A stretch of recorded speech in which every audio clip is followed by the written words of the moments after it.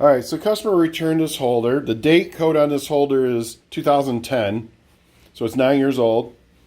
He has etched right here, I don't know if you can read that, 4.0045 run out.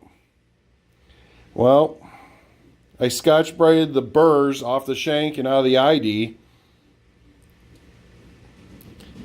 This is a micron indicator, so every mark's a micron. And that's, here, let me zoom in for you guys.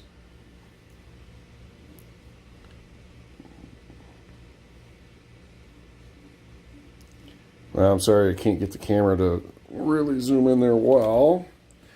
But, there we go. That's less than 2 micron. So that's 2/3 of a tenth run out at